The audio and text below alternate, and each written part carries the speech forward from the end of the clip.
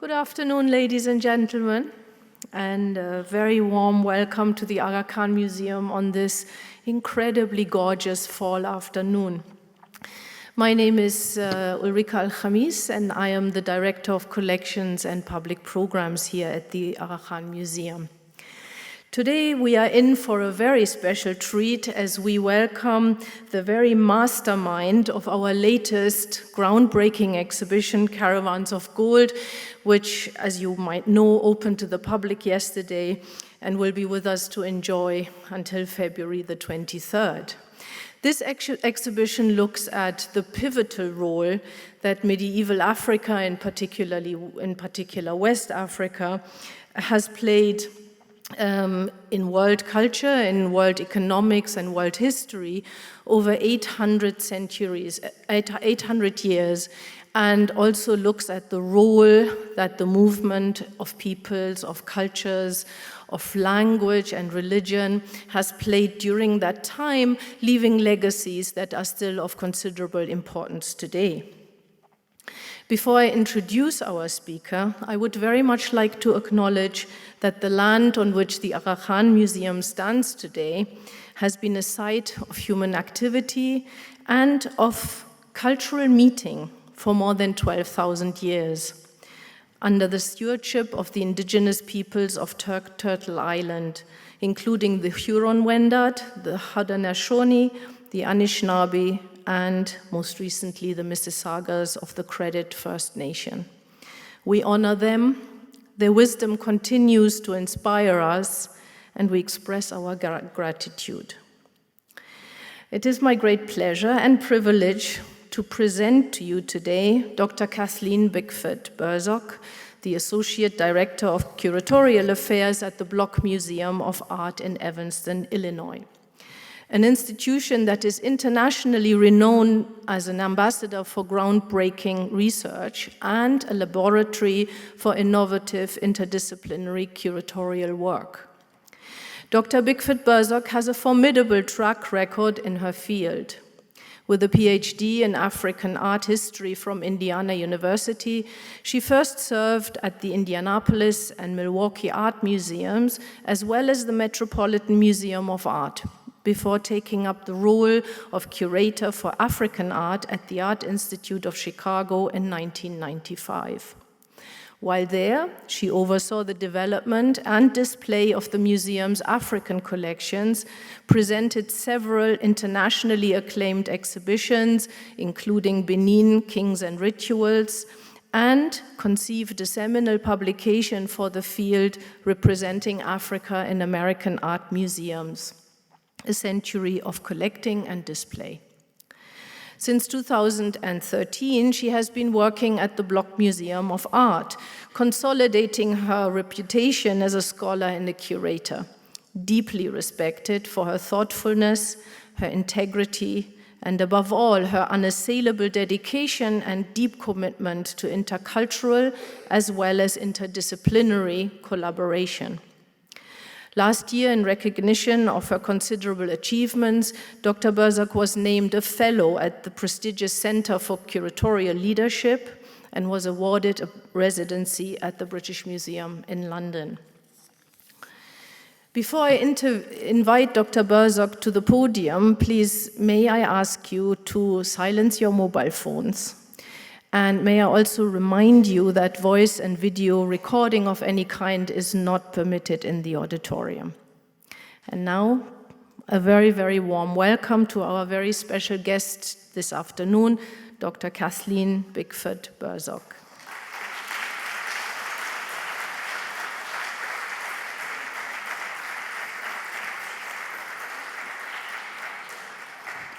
Thank you so much, Ulrike, and thanks to all of you for that warm welcome. I'm so grateful.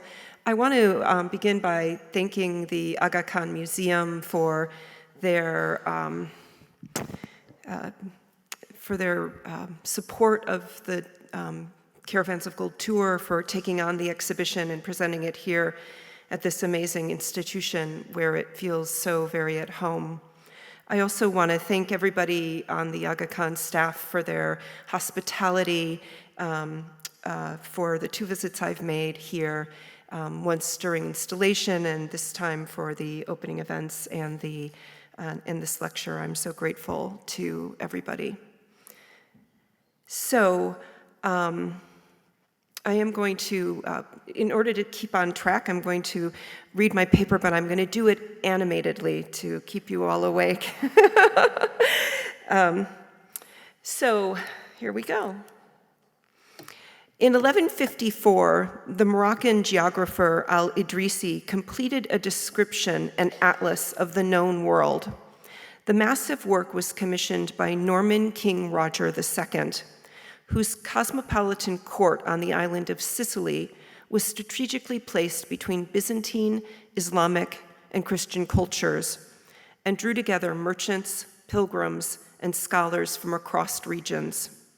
For centuries to come, Idrisi's atlas stood as the most complete and reliable source for visualizing lands that lay beyond the Mediterranean and that were essential to the period's global economy. Following on techniques developed by the Greek scholar Ptolemy, he imagined the world as a globe that was divided into climates by latitude and longitude.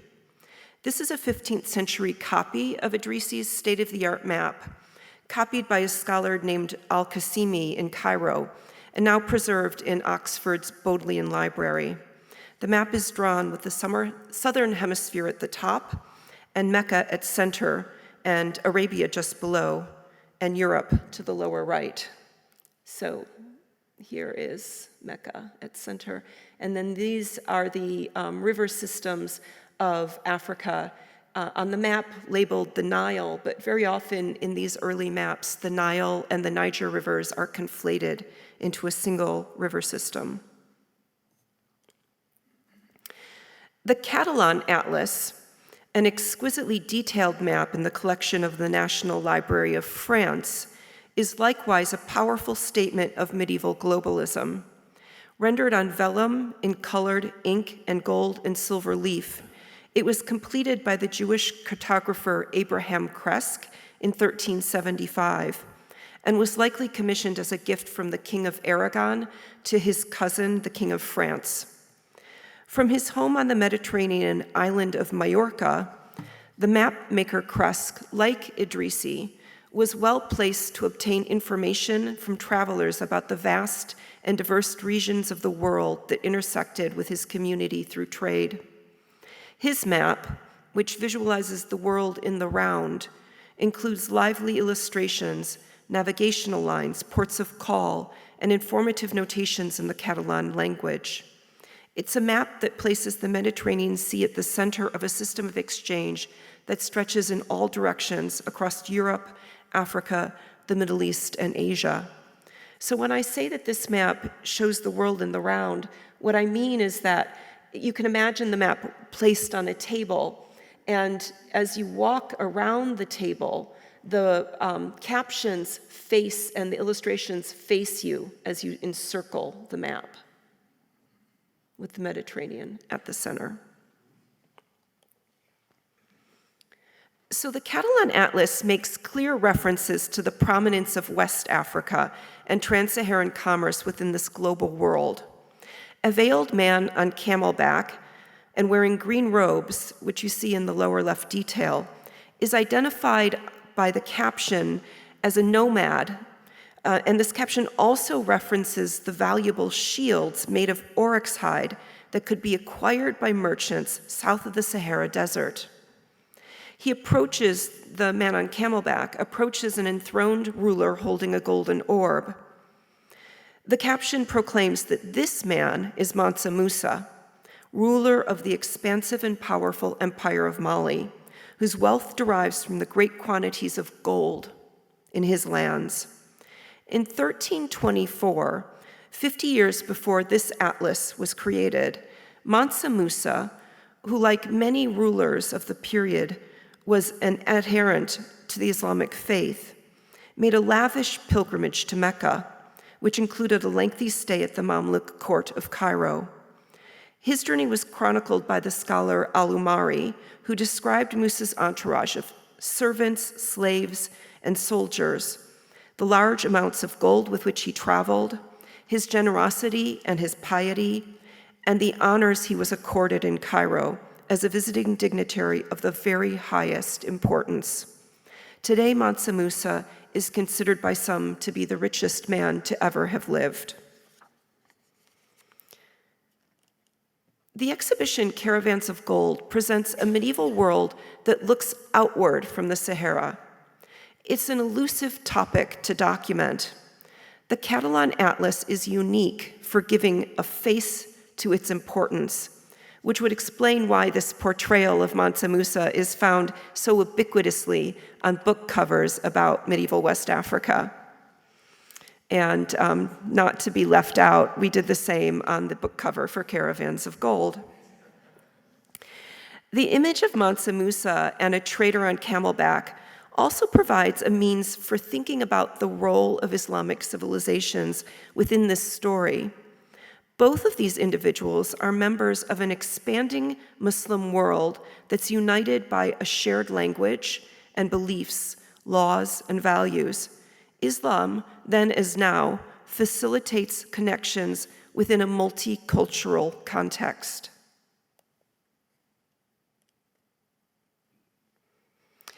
The exhibition takes as its starting point medieval West Africa's sparse and scattered material record.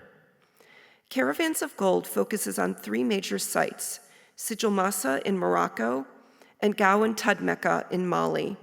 And so you see these on the map. Here's Sijil Massa on the northern fringe of the Sahara Desert, Tudmeka on the southern fringe of the Sahara Desert, and then Gao, which sits right on the banks of the Niger River, which sweeps from here up to the Sahara and then all the way down to the Bight of Benin.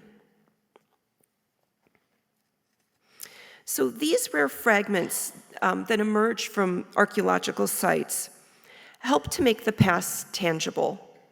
They're time travelers that are simultaneously of the past and in the present. And they evoke what has been called the archaeological imagination, our ability to imagine the past through its remains. So in Caravans of Gold, this archaeological imagination happens, it's evoked through comparison with more complete medieval objects, with more recent objects, mostly from the 19th or 20th centuries, and with written accounts of the medieval period, largely written in Arabic, by scholars and diplomats living in Andalusia or North Africa. All of these sources aid us in understanding what these fragments once were.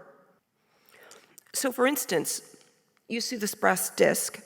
This was excavated from the site of Gao, and it's exhibited next to an early 20th century oryx hide shield that's embellished with similar discs, and you see that here on the left. In medieval Arabic accounts, Gao is described as a wealthy center of commerce and a royal capital. It's from such trading towns that many goods were amassed for transport across the Sahara Desert. Among these were oryx hide shields, such as this one. And as I've already noted, these shields are also mentioned in the caption on the Catalan Atlas. And they're referenced as well in numerous written accounts in Arabic of the period. For instance, al-Zuri, writing in the 12th century, noted, quote, "These shields are most amazing and are given as presents to the kings of the Maghreb and Al-Andalus." So the Scimitar Oryx, it's a large antelope, and it prefers the arid environment of the Saharan fringe. And these roamed widely across the Saharan region. Shields made from the hide of the oryx were prized in North Africa and Europe because of their excellent reputation for strength and durability. It's easy to imagine the brass disc excavated from Tudmeka embellishing a shield or another piece of leatherwork, which has not survived into the present day. In the exhibition, you'll also see a small fragment of light green porcelain, no bigger than the nail of my index finger, and greatly enlarged here on this slide. Its distinctive material characteristics identify it as a kind of porcelain called Qingbei ware that was produced in China between the 10th and the 14th centuries and widely exported. The fragment was excavated at Tadmeka, a town that thrived in the same period on the southern fringes of the Sahara Desert, in what is today central Mali. It's exhibited beside a complete Qingbai porcelain bowl, representing the kind of object the fragment was once a part of. And in the same case is a small piece of medieval Chinese silk, also excavated at the site of Tadmeka. Juxtapositions like this provide information that invites us to understand and to see the past in our mind's eye in new ways. West African gold was the major stimulus for an increase in trade across the Sahara in the medieval period. References to gold trade are found beginning in the 9th century in Arabic writings about Western Africa, where the exchange of gold for Saharan rock salt, a mineral essential to the well-being of humans and animals alike, is prominent. The Andalusian historian and geographer al-Bakri, for instance, includes this description in his 11th century account of the West African state of Ghana. On every donkey load of salt, when it is brought into the country, their king levies 1 gold dinar and 2 when it's sent out. Gold and salt continue, in fact, to be important commodities in the region today. And here you see on the left gold nuggets taken out of a mine in northern Burkina Faso. And on the left, these are salt slabs mined from the heart of the Sahara Desert and brought downriver on the Niger River to important market towns such as Mopti in this case. And the small slab of salt that you see in the exhibition is in fact a slab of salt that I bought in Bamako just in November, brought down in this very same way from the Sahara. West African gold was processed into ingots and minted into coins, and in these forms it became part of the vast economy that reached both northward across the Sahara Desert to Europe and the Middle East, and southward into West Africa's forest. Gold was also shaped into jewelry using techniques such as filigree, casting, and hammering. These techniques and forms have had a lasting presence across a region of Western Africa that stretches from Senegal to Niger. The filigree biconical bead that you see here above from the Aga Khan Museum's collection is an 11th century example from Egypt, made using wires and tiny beads of gold that are soldered together in a lacy openwork structure, and it's exquisite. The bead below, which is on loan from the Detroit Institute, is a 19th century example, likely made in Senegal, that's cast in silver with gold plating and filigree details.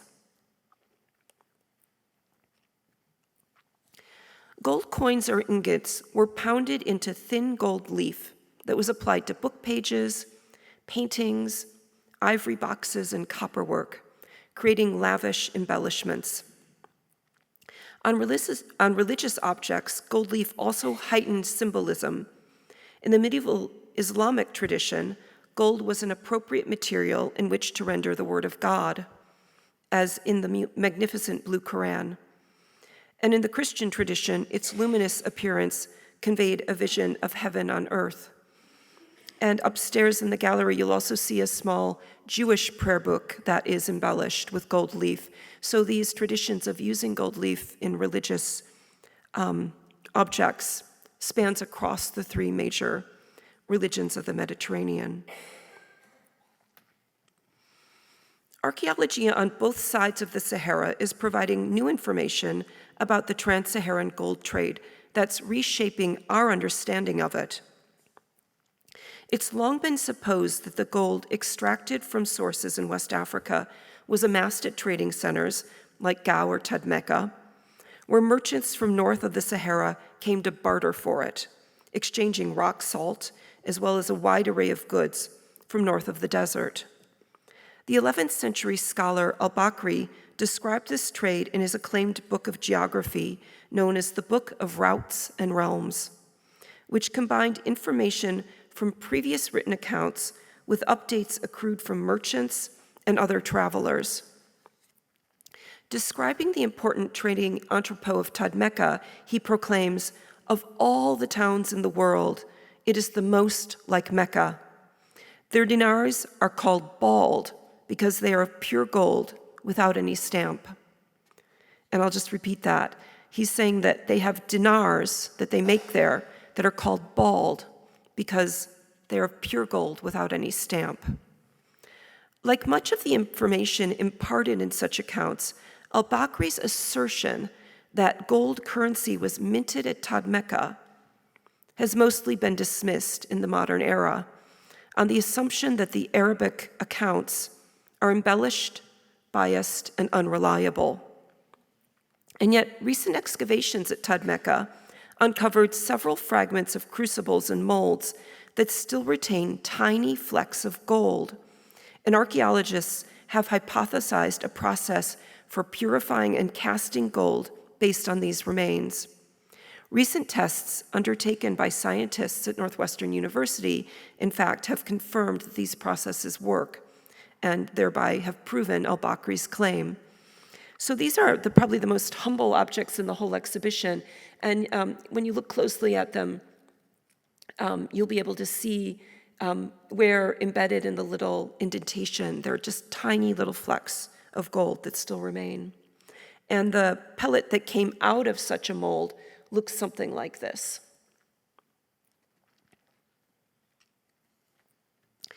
Two extraordinary finds of gold work seen in the exhibition are this small Greenlee ring and a group of jewelry, and you see those left and center.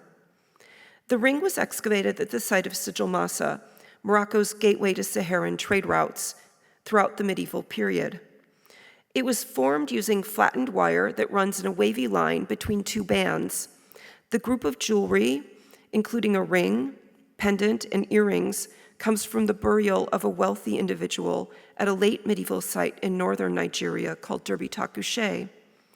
This group of jewelry was, which resembles gold work from northern West Africa, was buried within this 14th century Mamluk basin, and which must have been transported across Saharan routes from Egypt.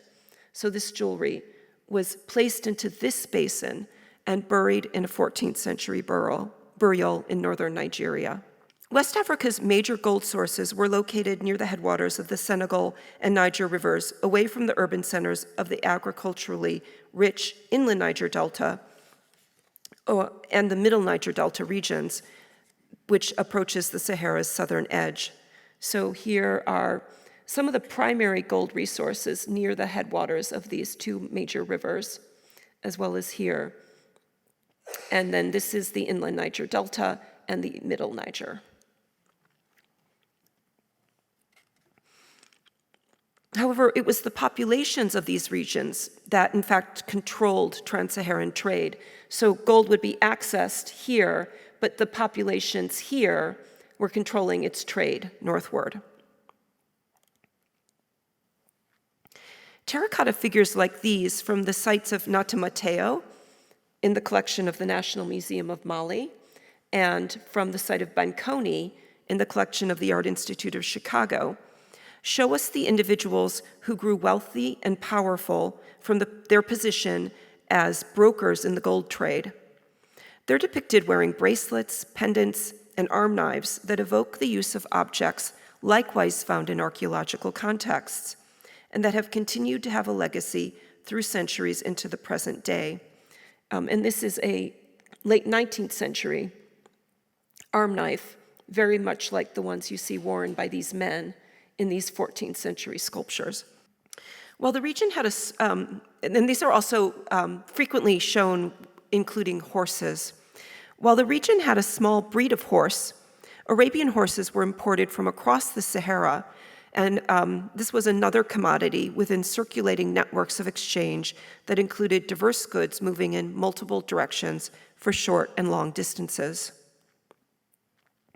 This intriguing figure of a ruler on horseback from the site of Igbo Ukwu, which is in the collection of the Nigerian National Commission for Museums and Monuments, raises questions about the connections between medieval trans-Saharan routes and trade that continued downriver into West Africa's forest regions. So here is Igbo Ukwu, and trade came down the Niger River and was disseminated outward to communities in this region of West Africa. And here's this little horse and rider, which is so wonderful.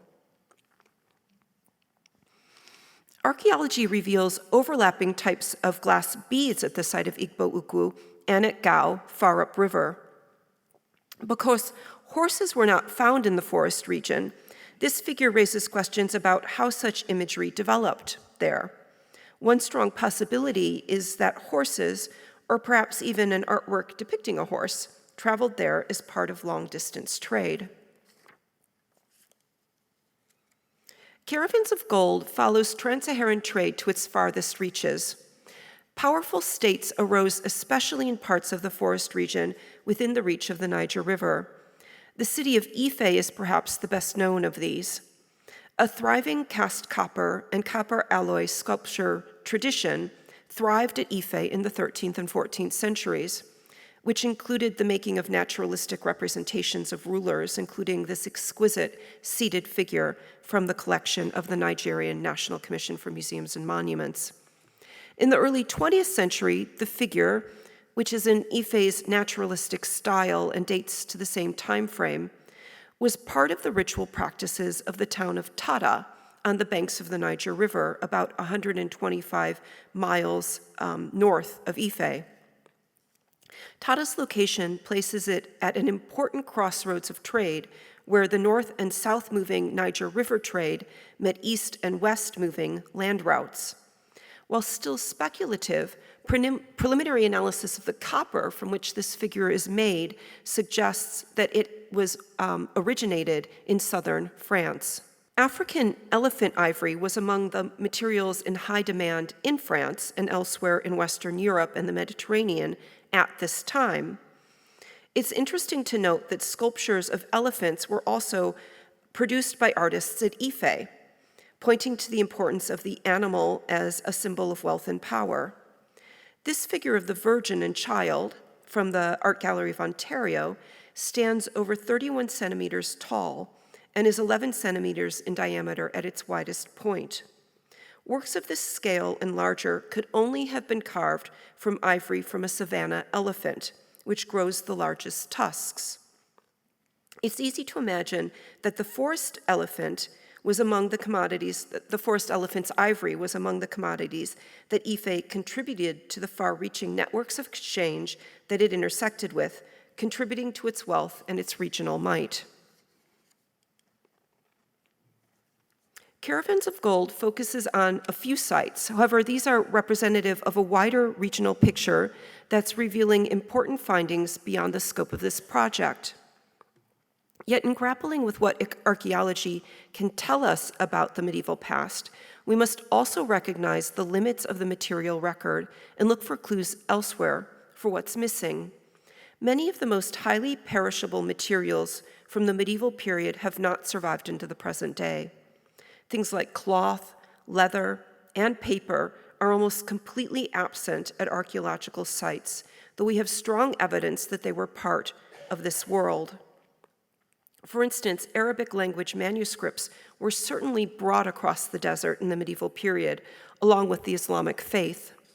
The Spanish manuscript on the right is a latter copy of a 12th century biography of the Prophet. We don't know when it was acquired by a family in Timbuktu, but it's part of a deeply rooted Islamic culture there, and is now in the collection of Mali's Ahmed Baba Institute of Higher Learning and Islamic Research.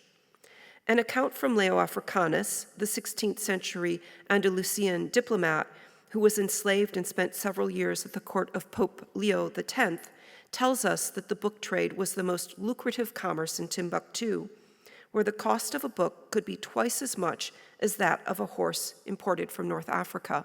West Africans have also long contributed to a wide-reaching scholarly discourse in Arabic. Wealthy mercantile cities like Timbuktu in the 16th century, or Jenne in the 13th century, gained prominence across Arabic-speaking lands as centers for study and learning. These pages are part of a treatise on ethics that was dictated by one such scholar, Ahmed Baba of Timbuktu, for whom Mali's Ahmed Baba Institute is named, to his student Yusuf al-Isi. Dated 1592, these are some of the earliest surviving manuscript pages from the region. Remains related to the practice of slavery are also noticeably absent in the archaeology of the period.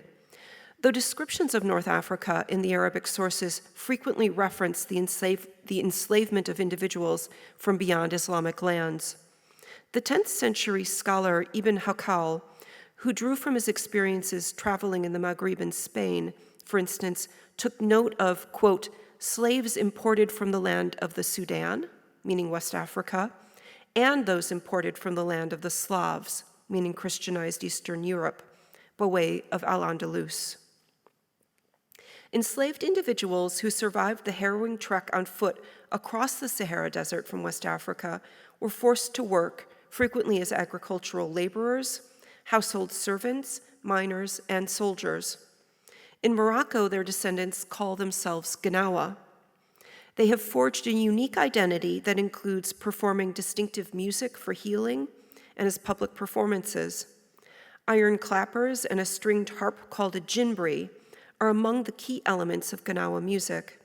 Here you see early drawings of these instruments in an 18th century account by the Danish traveler George Hust.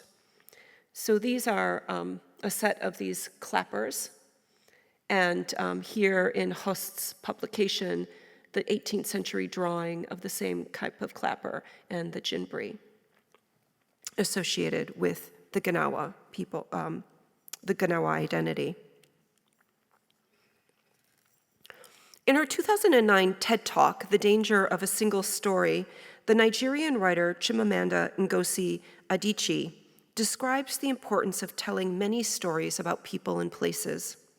She relates how reducing a person or a culture's story to a single narrative thread robs people of dignity.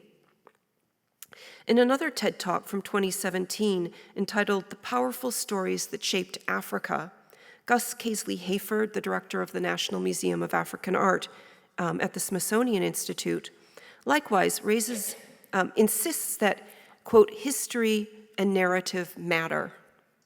He describes how Africa's history has been assaulted over centuries by narratives imposed by outsiders, and he emphasizes the importance of paying attention to the ways Africans recount their own histories, whether in written or oral form. Caravans of Gold attends to these calls to reform how Africa's history is recounted. Fragments of many kinds have been brought together to tell this story of medieval Africa. There are the material fragments that lie at the heart of the archaeological endeavor, and the textual fragments from Arabic accounts that require another type of excavation to discover and interpret. There are fragments of forms, practices, and techniques that have been passed along through time, and that with care can provide some insight into the past across that distance. In addition, there's the work of specialists today, each invested in a topic that provides a viewpoint into a larger picture. This project has brought together individuals working in many fields and professions, and these are just some of the people that have contributed to Caravans of Gold, and particularly in the countries of Mali, Morocco, and Nigeria. In the exhibition, several of these dedicated individuals, the salt seller Lahib Ramiwi, archaeologists Babatunde Babalola, Mamadou Cissé, Abdallah Fili, Ron Messier, and Sam Nixon, and the art historian Sarah Guerin, are featured in short videos that bring you their stories in their own voices. Each contributes to an expanding picture of the past, but by its nature, the story is not complete. The Moroccan archaeologist Abdallah Fili has called Caravans of Gold an homage to archaeology, and I love that so much. And it's my personal hope that Fragments in Time will continue to be added to this story so that our vision of Africa's medieval past and its connections with the history of Islam will continue to grow. Thank you.